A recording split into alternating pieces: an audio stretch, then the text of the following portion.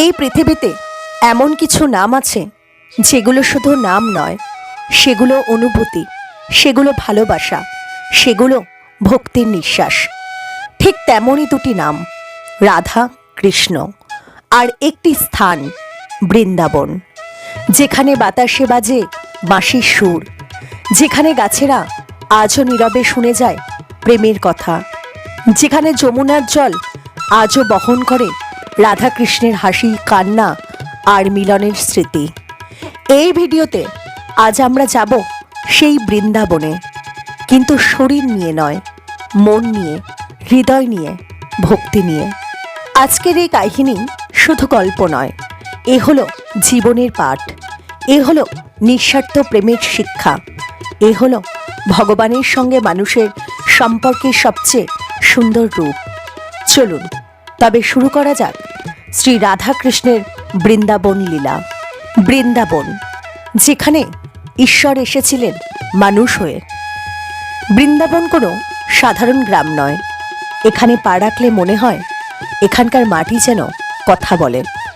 এই বৃন্দাবনে কৃষ্ণ ছিলেন না রাজা, ছিলেন না ভগবান রূপে পূজিত। তিনি ছিলেন একজন রাখাল বালক। বন্ধুদের সঙ্গে খেলতেন, গরু চড়াতেন, আর রাধার চোখের চোখ রেখে হাসতেন। এই বৃন্দাবনেই জন্ম নেয় এমন প্রেম, যেখানে নেই কোনো দাবি, যেখানে নেই কোনো অধিকার, আছে শুধু সমর্পণ। একদিন সন্ধেবেলা, সূর্য ডুবে যাচ্ছে যমুনার জলে, হালকা হাওয়া বইছে। হঠাৎ কৃষ্ণ তার বাঁশিতে সুর তুললেন। সে সুর কোনো সাধারণ সুর নয়, সে সুরে ছিল মায়ের মমতা, বন্ধুর হাসি, আর রাধার হৃদয়ের ডাক। বাঁশির শব্দ শুনে গরুরা গেল থেমে, পাখিরা উড়ে এসে বসল, গোপীরা সব কাজ ফেলে ছুটে এলো। আর রাধা তখন ঘরের কোণে দাঁড়িয়ে। বাঁশির সুর তার কানে পৌঁছতেই চোখ বেয়ে নামল জল। তিনি জানতেন এই ডাক তারই জন্য। এই গল্প আমাদের শেখায়, যখন হৃদয় শুদ্ধ হয় তখন ঈশ্বর ডাক দেন, আর সেই ডাক অগ্রাহ্য করা যায় না। রাধার অভিমান আর কৃষ্ণের নীরবতা। একদিন রাধা খুব অভিমান করেছিলেন, কারণ কৃষ্ণ সারা দিন অন্য গোপীদের সঙ্গে খেলেছেন। রাধা ভাবলেন, আমার জন্য কি একটুও সময় নেই? কৃষ্ণ এসে কিছু বললেন না, শুধু চুপ করে রাধার সামনে দাঁড়িয়ে রইলেন। অনেকক্ষণ পর রাধা বললেন, তুমি কিছু বলছো না কেন? কৃষ্ণ হেসে বললেন, যেখানে ভালোবাসা গভীর, সেখানে কথা কম লাগে। এই লীলা আমাদের শেখায়, ভালোবাসায় ঝগড়া হয়, কিন্তু অহংকার থাকলে সম্পর্ক ভেঙে যায়। নীরবতা অনেক সময় সবচেয়ে বড় উত্তর। যমুনার তীরে রাধাকৃষ্ণ। পূর্ণিমার রাত, যমুনার জল রূপলি আলোয় ঝিলমিল করছে। রাধা বসে আছেন নদীর ধারে। কৃষ্ণ ধীরে ধীরে এসে পাশে বসলেন। কেউ কিছু বলছে না, তবু সব বলা হয়ে যাচ্ছে। কৃষ্ণ বললেন, রাধে, এই যমুনার মতোই তুমি, শান্ত, গভীর আর সীমাহীন। রাধা উত্তর দিলেন, আর তুমি সেই তীর, যার জন্য নদী বয়ে চলে। এই লীলা আমাদের শেখায়, প্রেম মানে অধিকার নয়, প্রেম মানে একে অপরের অস্তিত্বকে সম্মান করা। এই বৃন্দাবন লীলা শুধু অতীতের গল্প নয়, আজও আমাদের জীবনে অভিমান আসে, অপেক্ষা আসে, নীরবতা আসে, কিন্তু যদি রাধার মতো বিশ্বাস থাকে আর কৃষ্ণের মতো ধৈর্য থাকে, তাহলে সব অভিমান প্রেমের রূপ নেয়। প্রেম যেখানে ভক্তিতে রূপ নেয়। বৃন্দাবনের প্রতিটি সকাল শুরু হয় কৃষ্ণের হাসিতে, আর প্রতিটি সন্ধ্যা শেষ হয় রাধার অপেক্ষায়। এই বৃন্দাবনে প্রেম কোনো গোপন বিষয় নয়, এখানে প্রেমই পূজা, প্রেমই সাধনা, আর প্রেমই মুক্তির পথ। মাখনচোর কৃষ্ণ, নিষ্পাপ দুষ্টুমির লীলা। বৃন্দাবনের সকাল মানে গোপীদের ব্যস্ততা, মাখনের হাঁড়ি, আর এক দুষ্টু হাসি। কৃষ্ণ ছোট্ট বালক, বন্ধুদের নিয়ে চুপি চুপি ঢুকে পড়তেন ঘরে ঘরে। একদিন যশোদা মাইয়া দেখলেন মাখনের হাঁড়ি খালি। তিনি বুঝলেন, এ কাজ আর কারণ নয়, আমার কানাইয়েরই। যশোদা মা কৃষ্ণকে ধরলেন। কৃষ্ণ মুখে মাখন মেখে চোখ বড় বড় করে বললেন, মা, আমি তো কিছুই জানি না, সবাই হেসে উঠল। এই লীলা আমাদের শেখায় ভগবান ভয়ের নয়, ভগবান ভালোবাসার। যেখানে নিষ্পাপ মন, সেখানেই ঈশ্বর বাস করেন। যশোদার স্নেহে বাঁধা কৃষ্ণ। একদিন যশোদা মা খুব রেগে গেলেন। তিনি দড়ি এনে কৃষ্ণকে বেঁধে রাখতে চাইলেন, কিন্তু আশ্চর্য, দড়ি বারবার ছোট হয়ে যাচ্ছে। সব দড়ি জুড়েও কৃষ্ণ বাধা পড়লেন না। শেষে যশোদা মা ক্লান্ত হয়ে পড়লেন। তখন কৃষ্ণ নিজেই হাসতে হাসতে ধরা দিলেন। এই লীলা বলে ভগবান শক্তিতে নয়, ভক্তির বন্ধনে বাধা পড়েন। রাসলীলার রাত, প্রেমের মহোৎসব। পূর্ণিমার রাত, চাঁদের আলোয় বৃন্দাবন স্নিগ্ধ। হঠাৎ কৃষ্ণের বাঁশি বেজে উঠল। এই বাঁশি যেন আত্মার ডাক। গোপীরা সব কাজ ফেলে ছুটে এলো। যমুনার তীরে শুরু হলো রাসলীলা। কৃষ্ণ এক, কিন্তু প্রতিটি গোপীর পাশে কৃষ্ণ। এ কি মায়া? না, এ হলো ঈশ্বরের অসীমতা। রাধা তখন ভাবলেন, কৃষ্ণ কি সবাইকে সমান ভালোবাসে? কৃষ্ণ হঠাৎ অদৃশ্য হয়ে গেলেন।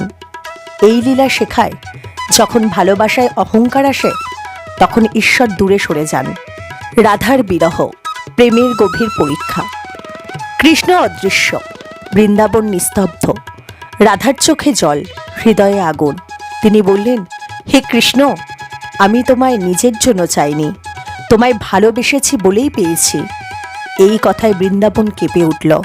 হঠাৎ কৃষ্ণ ফিরে এলেন।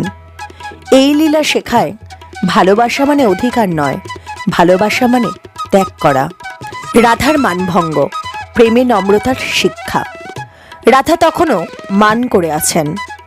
কৃষ্ণ কাছে এলেন, কিছু বললেন না। তিনি রাধার পায়ে বসে রইলেন।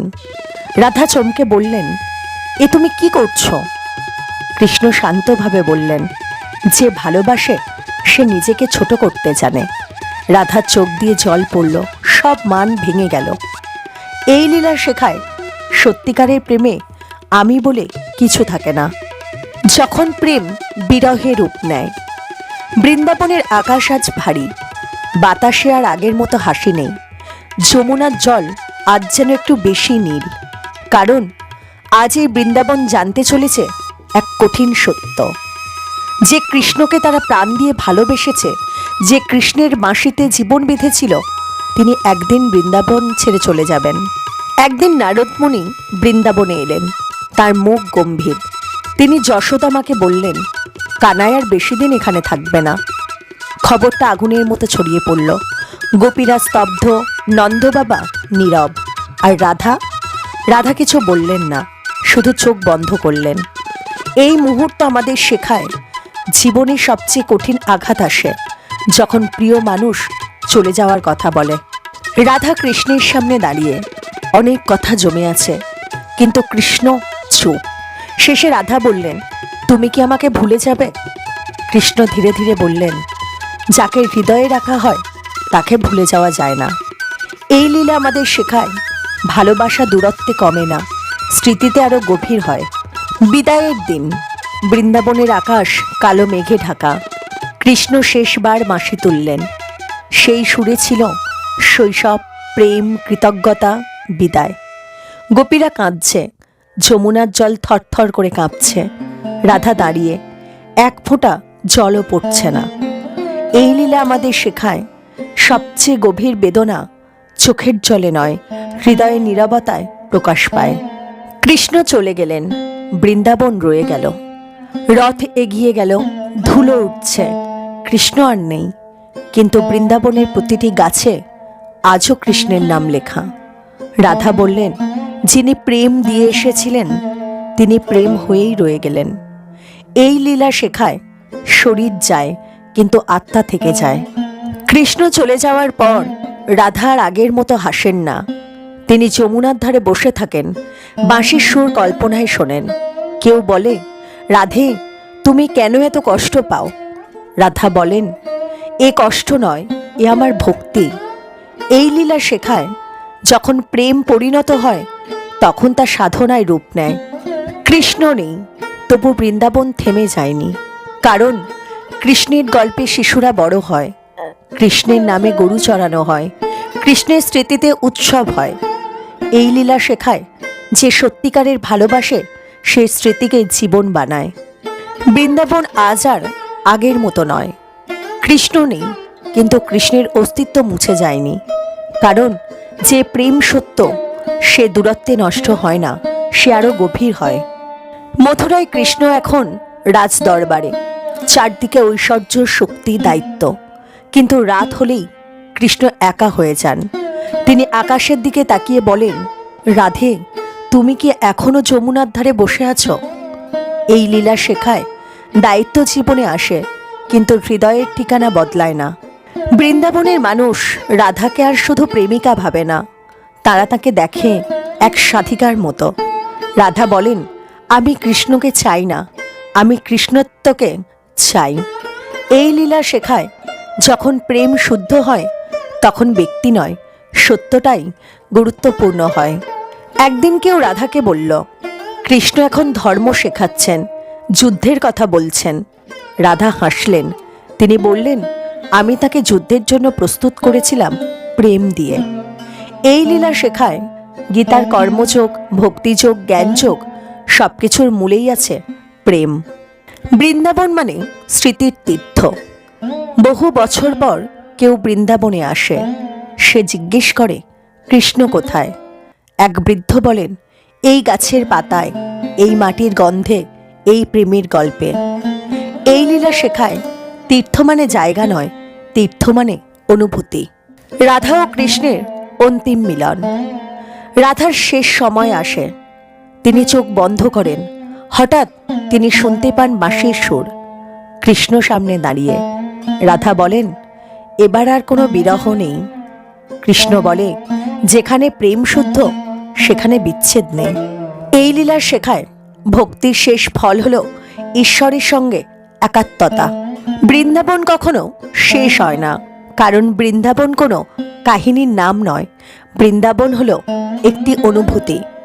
রাধাকৃষ্ণের লীলা আমরা এতক্ষণ শুনেছি, হাসি, কান্না, মিলন, বিরহ, দায়িত্ব, ত্যাগ, সব কিছু মিলিয়ে যা রয়ে যায় তা হলো প্রেমের সত্য রূপ। রাধা কৃষ্ণকে ভালোবেসেছিলেন, কিন্তু তিনি কখনো বলেননি তুমি আমার।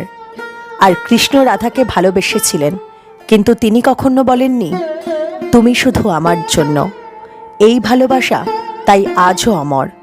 এই লীলা আমাদের শেখায়, যে প্রেম বাঁধতে চায় সে দুর্বল, যে প্রেম মুক্ত করে সে ঈশ্বরের পথে নিয়ে যায়।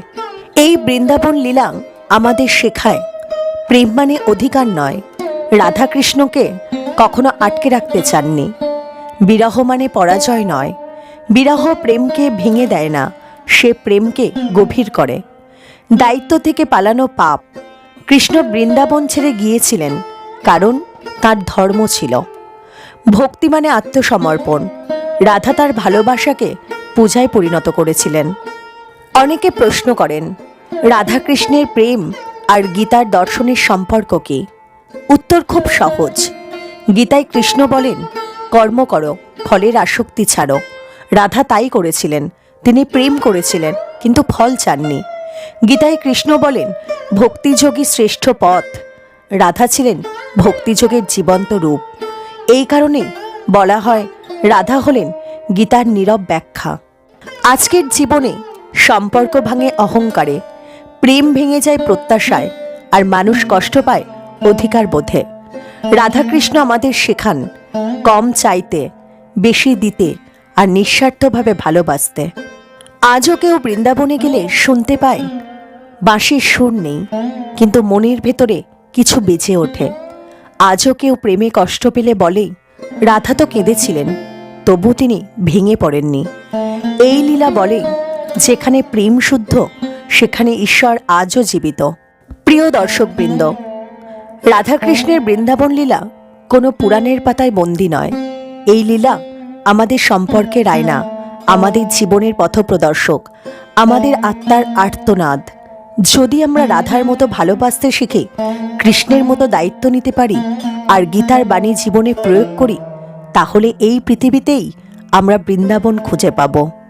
যদি এই রাধাকৃষ্ণের বৃন্দাবন লীলা আপনার হৃদয় ছুঁয়ে যায়, তাহলে ভিডিওটিতে একটি লাইক করবেন, আপনার অনুভূতি কমেন্ট করে জানাবেন, আর চ্যানেলটি সাবস্ক্রাইব করে রাখবেন, কারণ আপনার একটি সাবস্ক্রাইব আরও অনেক মানুষের কাছে এই ভিডিওটি পৌঁছে দিতে সাহায্য করবে।